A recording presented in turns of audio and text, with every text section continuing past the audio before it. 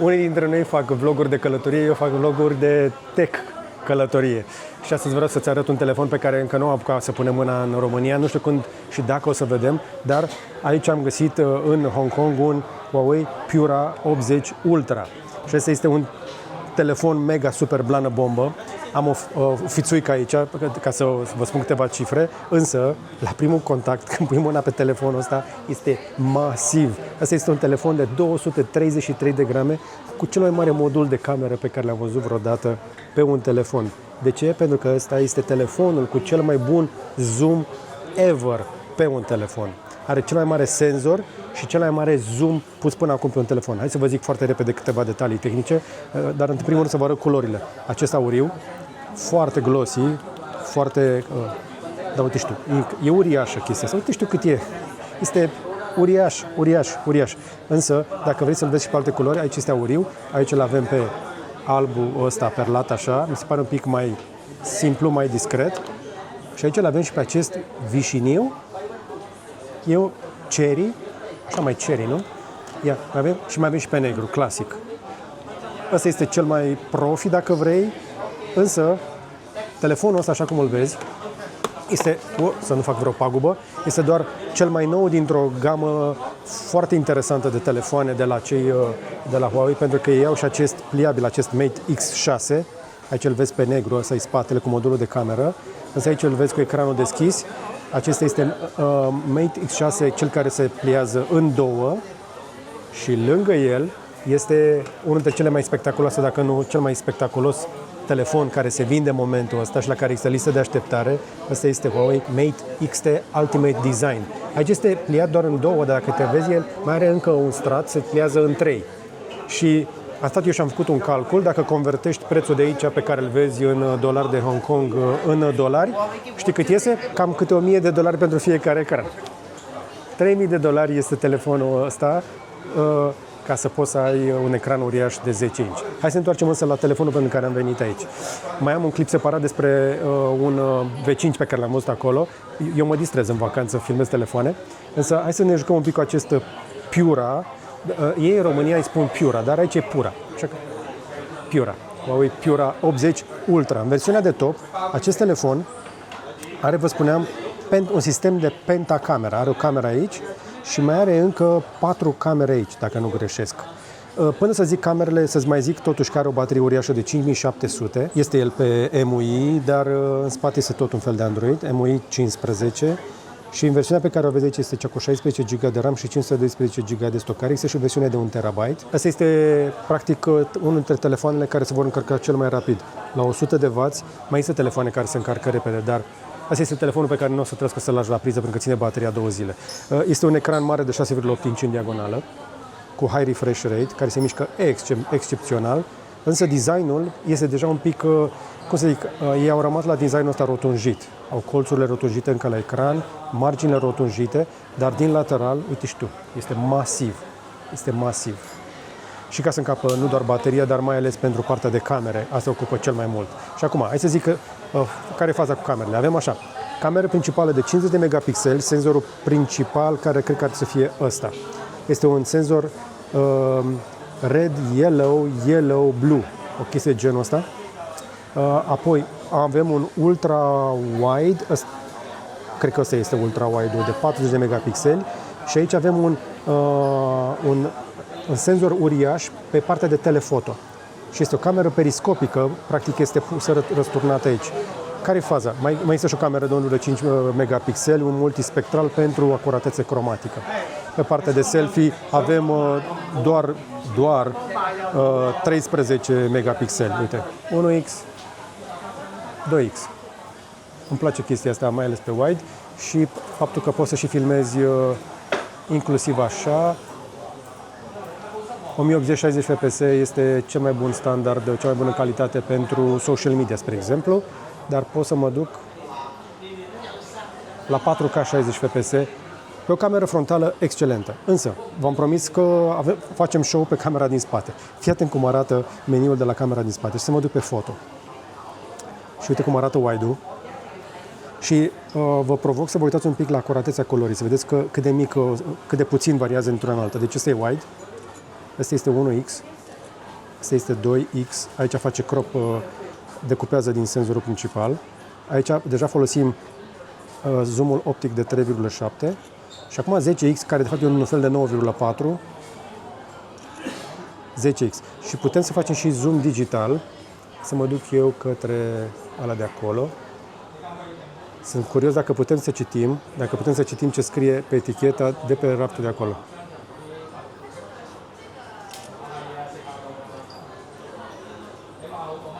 $3.400 e prețul la un Huawei care este acolo. Nova 13 Pro. Vezi standul de acolo? Și asta este doar cu 37X, asistat așadar de AI. Hai să vedem un pic cum arată însă. Asta este pe zoom. Asta am făcut mai devreme pe optic 10X, 3,7, 2, 1 și ultra-wide. Și consistența culorilor este foarte bună și acuratețea pe fiecare dintre camerele astea. Partea și mai spectaculoasă mi se pare asta când facem video. Să trec eu pe video, mă duc pe wide și suntem în 4K la 60 fps. Da? Îi dau rec, îi dăm pe 1X, îi dăm pe 2X, 3,7 și 10X. Și stabilizarea din mână nu mi se pare rea deloc. Ia uite ce tare. A intrat cineva în cadru și a schimbat claritatea pe fața cuiva. Deci din punctul de vedere avem o cameră care își dă seama foarte repede dacă are om sau dacă trebuie să ducă pe obiectele din spate și cred eu că se poate descurca foarte bine pentru partea de vlogging sau content creation. Îi dăm play și am plecat de pe ultra-wide. Asta căutam, vreau să văd cum se face zoom-ul. Există foarte puțin jitter, foarte puțină variație între felul în care când trece dintr-un obiectiv, dintr-un senzor în altul. Deci este incredibil ce reușește să facă telefonul ăsta pe partea asta de video, cu lentile și cu senzori diferiți pe care îi face să lucreze împreună. Spectacol! Mi se pare foarte tare. Eu abia aștept să putem să testăm mai în detaliu telefonul acesta, dar din tot ce am auzit și ce am văzut, aștept și impresiile lui Radu. Mi se pare că și el o să mai facă un prim contact cu telefonul ăsta. În căutarea cele mai bun telefon, opțiunile sunt foarte limitate. Și vine momentul ăsta din China. Există acest Huawei Pura 80 Ultra și mai există un Vivo X200 Ultra, dacă nu greșesc, și mai există de la Xiaomi din seria asta 15 un Ultra. Cel mai mare senzor cu cea mai bună optică. Și să vă mai zic câteva chestii din ce mi-am mai notat eu pe aici. Spre exemplu, la partea de camere, senzorul principal are 1 inch și cel de pe telefoto are pe 1 pe 1.28. E cel mai mare telefoto din industrie. Și cred eu că senzorul ăsta foarte mare se va descurca foarte bine în partea de low light, în lumină foarte scăzută.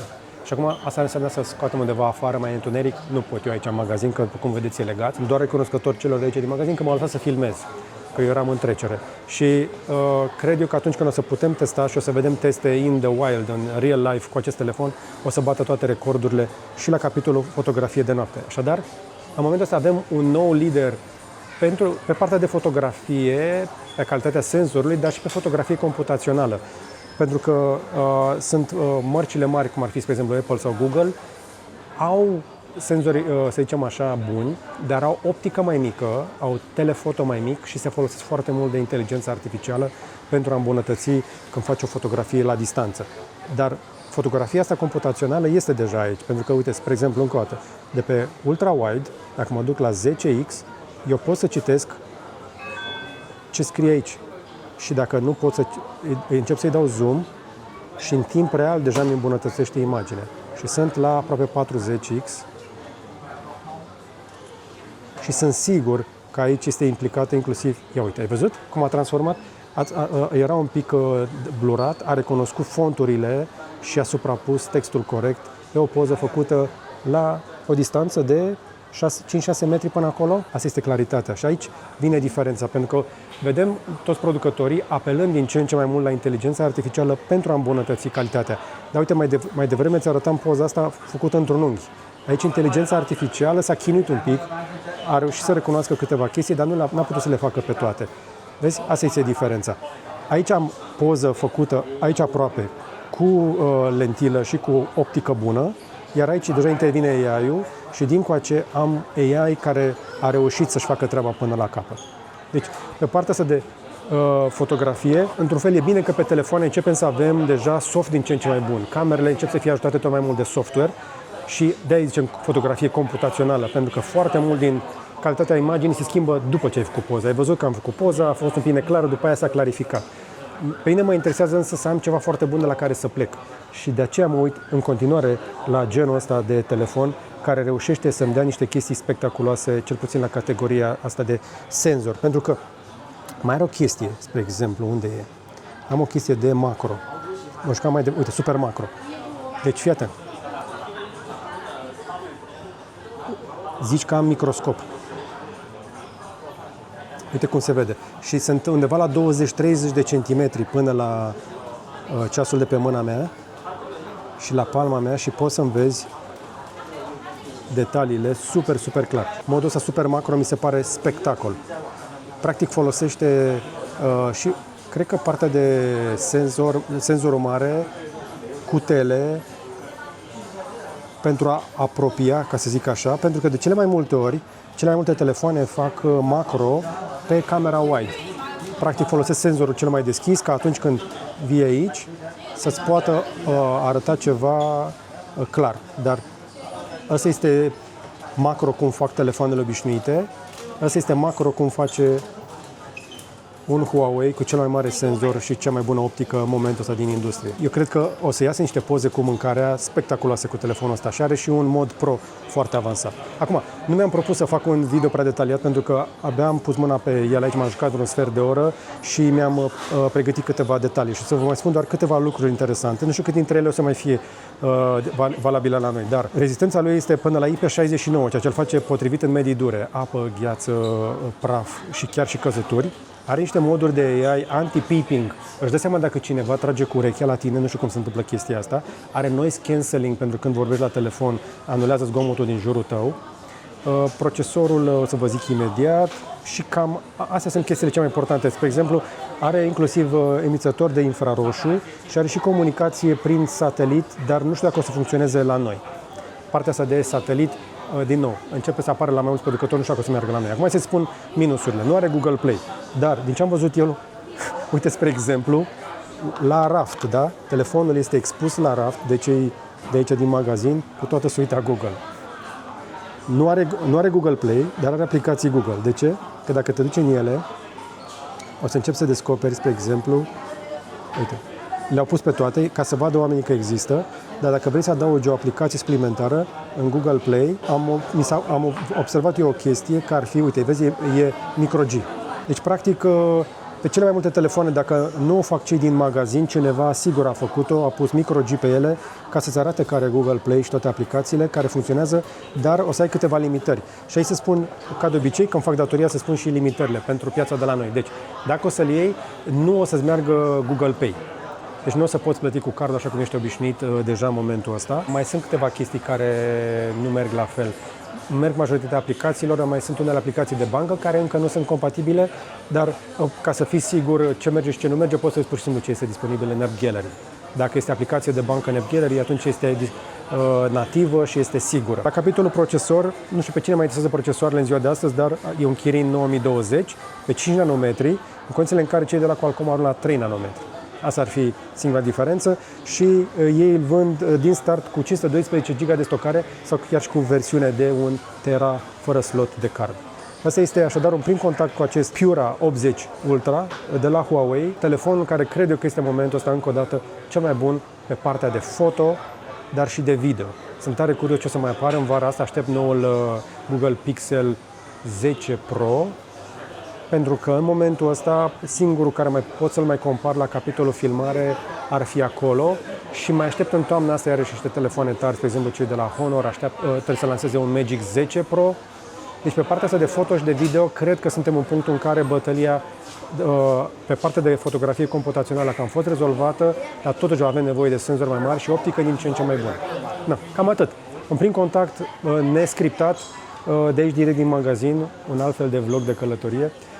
dar dacă vreți să vedeți ce am făcut pe aici, m-am mai postat pe social media, însă, după cum știți, nu sunt foarte plimbăreț așa la capitolul ăsta de vloguri. Mie îmi place mai mult tehnologia, îmi plac gadgeturile și aici în magazinul ăsta, asta este un fortress, v-am mai povestit eu de el în alte clipuri. Locul ăsta mi se pare este ceva special ce noi nu prea avem, pentru că acolo am Apple, aici am Samsung pe partea asta la altă, dincoace am Huawei și acolo am așa Samsung, Asus, Sony, Xiaomi, Huawei și Honor cu toate flagship-urile. Și mai am două telefoane, nu știu dacă să le fac clipuri dedicate, dar acesta este Nothing Phone 3, care arată super tare. Este un dummy, dar ăsta e telefonul pe bune, care are un mic afișaj aici și un LED aici, un telefon transparent. Foarte frumușele așa, camerele nu sunt extraordinare, dar e un telefon frumos. Și un alt telefon care mi-a atras atenția, nu am reușit să aflu dacă Sony o să-l mai aducă, dar acesta este un Sony Xperia 1 Mark 7, care este în primul rând culoarea asta foarte frumoasă și este unul dintre ultimele telefoane cu jack. Iar lângă el este Xperia 10 Mark 6. Multe telefoane care încep să nu fie disponibile la noi și asta mă întristează pe de o parte, pentru că noi credem că avem acces și că avem cam tot ce ne dorim sau că putem comanda de la distanță. Sunt telefoane care nu ajung la noi. Sunt telefoane de la mici producători care nu le găsești în mod curent sau nu le găsești cu reprezentant sau nu le găsești cu garanție sau nu le găsești cu toate serviciile și asta, într-un fel, eu cred că e trist pentru noi. Mai ales pentru noi cei care iubim gadgeturile, iar pentru mine, încă o dată, magazine de genul ăsta sunt un mic loc de pelerinaj. Dă un like dacă ți-a plăcut, un share să vadă și prietenii și un subscribe dacă vrei să mai vezi și alte clipuri de la mine de felul ăsta. Numai bine!